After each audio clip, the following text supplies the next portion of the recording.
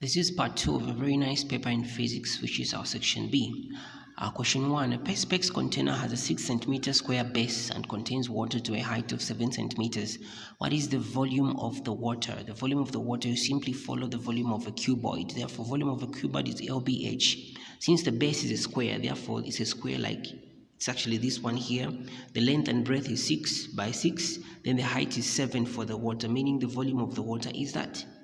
Number B, a stone is lowered into the water so as to be completely covered and the water rises to a height of 9 centimeters. What is the volume of the stone? Therefore, the water rises from 7 further to 9. Therefore, the volume of the cuboid in which water has been submerged, in which a stone has been submerged is the same formula, but the height is going to be 9 because of the change in the height. The base and the breadth are going to be that. So when you multiply this, you're going to have 324 cubic centimeters, which is the volume of the stone plus water. Stone plus water. When you do subtractions, remove the volume of the water from that. This is a combination of the stone and water. Your final volume is going to be 72 for the stone. That will be the volume of the stone. Question number 2. Plot the velocity time graph of a journey that was taken by a car given the time and the velocity changes in the table below. Therefore, we've got these two rows in this table. The first one is time in seconds, the second one is velocity in meters per second. Don't worry about these rubbings. I think I was so much in a hurry because I don't want to spend so much time on questions for us to move faster, for us to cover more in unit time, per unit time. So I had made a few errors in my calculations and I realized, so I had to rub a little bit. So the first question is plot the velocity time graph on a graph paper. Since velocity is coming first here, velocity time, you can even put a dash here. Velocity time, it means velocity is on the y, then time is on the x. That is our graph there. Your graph should always have a title, a scale, and the axis should be labeled. The x is time in seconds, the y is velocity in meters per second. So that is our graph, and then the graph, I've written it in pen, but you can simply don't use pen, you can use pencil, and make sure your coordinates are marked clearly. Okay, and the next question is calculate the initial acceleration of the car. From our graph here, the initial acceleration is this. The acceleration has not changed in this first part of the graph up to this point here. In a velocity time graph, the gradient of the graph represents acceleration, while in a distance time graph, the gradient of the graph represents velocity. So change in y, my change is 6, my change in x is 2. Therefore, in the y-axis, the graph up to this point where the acceleration began to change, this first point where the acceleration is constant, the initial acceleration, the change in x in y is by 6, is up to 6, okay? And my change in x is up to this much, 2 seconds. So my acceleration is going to be calculated as gradient. Therefore, it's going to be change in y over change in x, giving me 3 meters per second squared. Our next question, this is question C. From the graph you have plotted, calculate how far the car traveled. Calculate how far the car traveled. So from this graph of ours here, we've got this shape of the graph, and in a velocity time graph, the area under the graph represents the distance traveled. In this graph, I can split it into 4 different shapes whose area I can calculate. My first part is simply A here, that's my triangle. I split there, and there. B, that's my rectangle. C, that's my trapezium. D, that's a triangle. So I calculate the area under this graph by calculating area here, area there, and area, and then I sum them to find the total area, which is actually is my distance. So I simply go for my first triangle. Area of a triangle is half BH, or BH over 2. Therefore, 2 times 6. Don't worry about my rubbings. As I said earlier on, I was in a rush. But as you know, if you rush, sometimes you can crash. So I think I crashed on multiple digits here, but I've managed to correct them. My area of this triangle is half BH. So H is height, base is 2. 0 to 2, then the height is up to 6. So this is my my BH over 2, which gives me 6 meters. Secondly, that's a rectangle. This is LB. The area of a rectangle is LB, length times breadth. Therefore, my breadth is 1, my length is 6. So it is 6 by 1, giving me 6. And then my third shape here is a trapezium.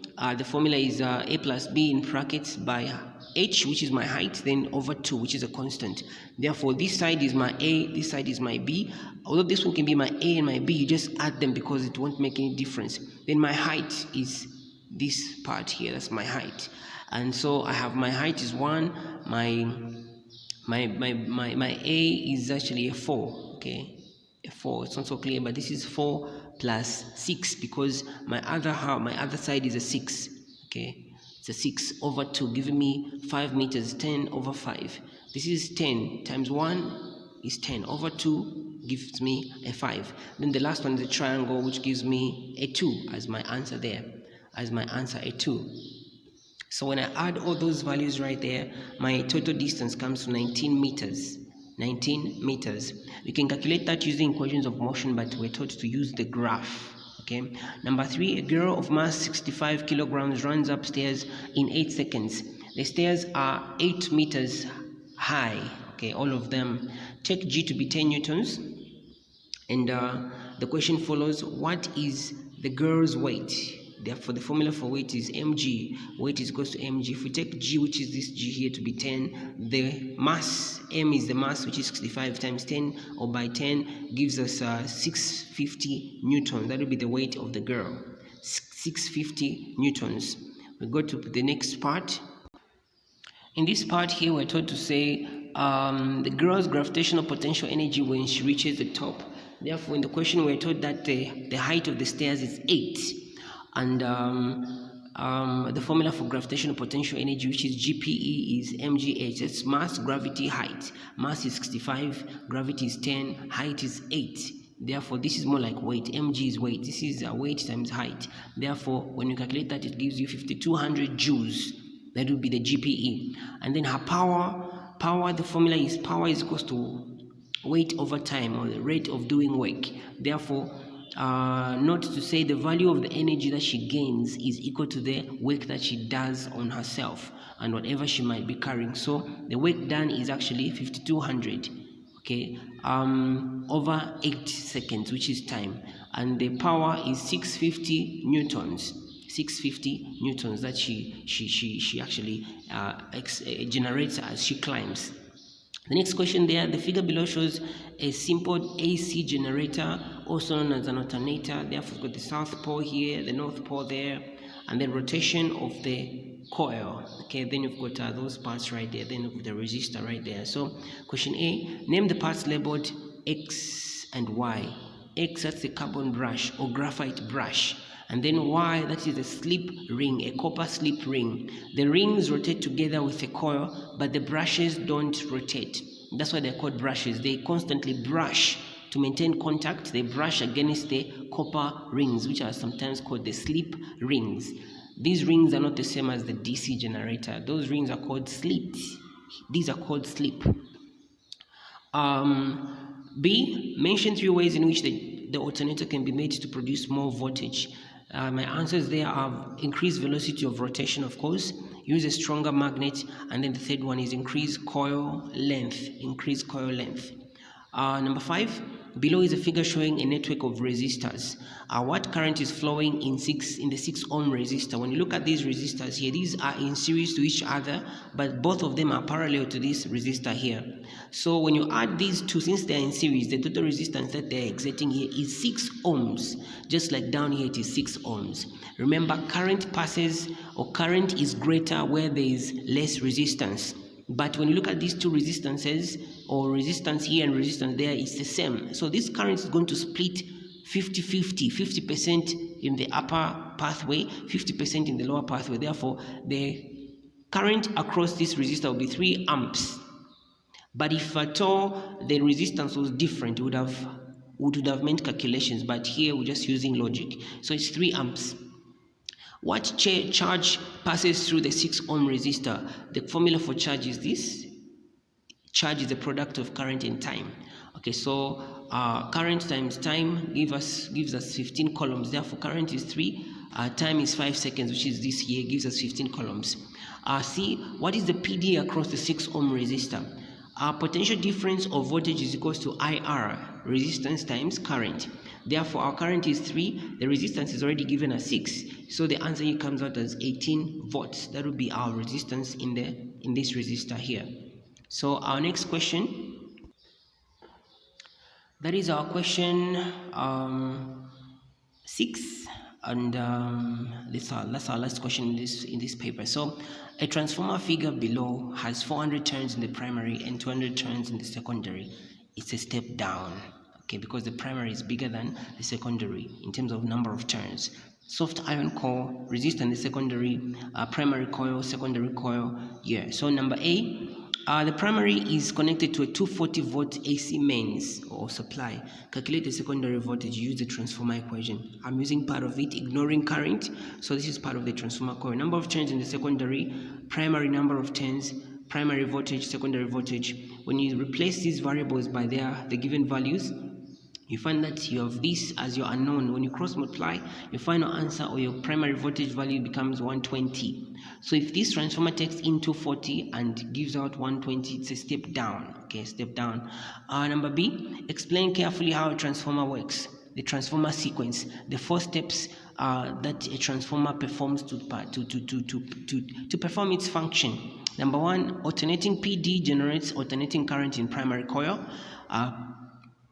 Number 2, alternating current generates alternating magnetic field in the iron core.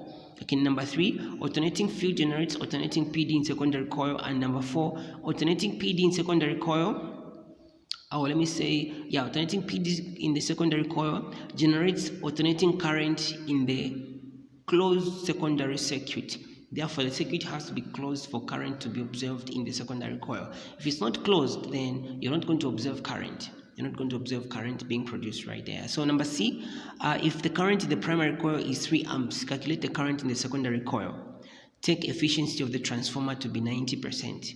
So we use a formula for efficiency, which is power output over power input.